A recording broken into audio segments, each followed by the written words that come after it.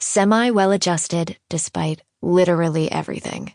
A memoir, written and read by Alyson Stoner. The names and identifying characteristics of some persons described in this book have been changed. For Kate, your presence redirected the course of my life toward healing. And R, thank you for throwing me anchors in a sea of changes.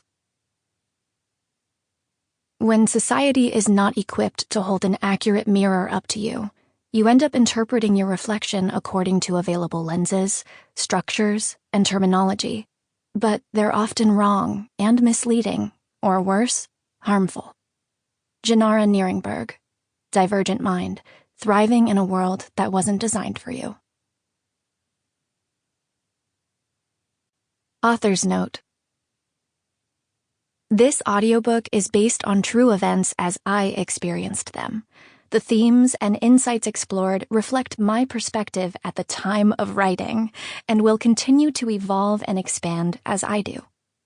I have also condensed some scenarios and recreated dialogue in good faith to tell my story. Heads up, the first 3 decades of life were, eventful.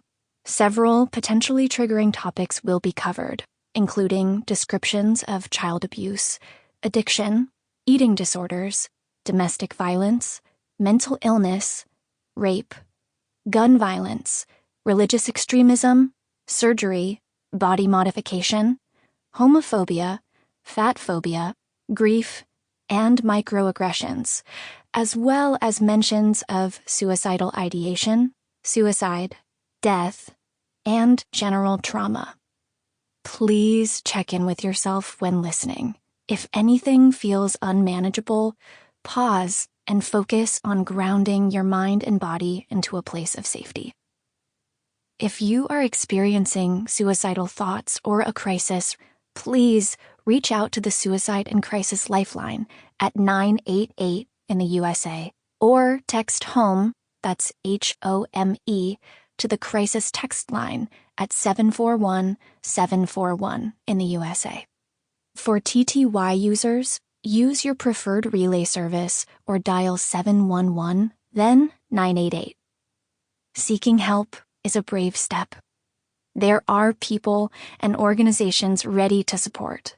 For a longer list of resources and hotlines, please refer to the section Professional Help and Crisis Support near the end of the book. Prologue.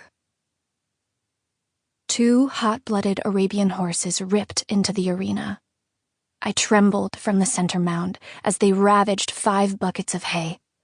Each was labeled with a pillar of my life: family, friends, career, health, and faith. And the horses were moments away from destroying everything. A protective rage sent my legs chasing after the buckets, desperate to salvage what mattered most. "Don't move," commanded Dr. Lin, stopping me in my tracks. "Ask for what you need." But I couldn't make a sound. I had moved to Hollywood to pursue acting at 7 years old.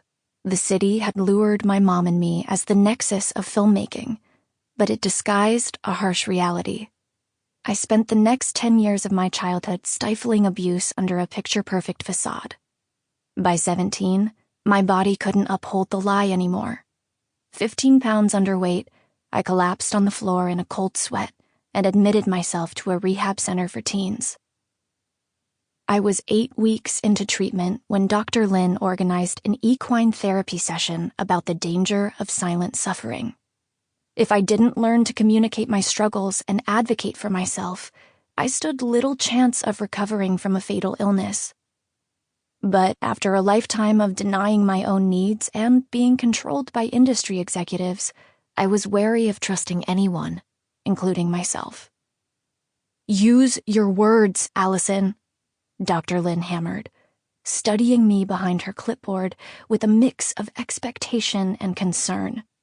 The hungry beasts snorted and stamped as the buckets emptied. Dust motes swirled, causing me to choke. "Say something." I glanced at Dr. Lin's boot. Sample complete. Ready to continue?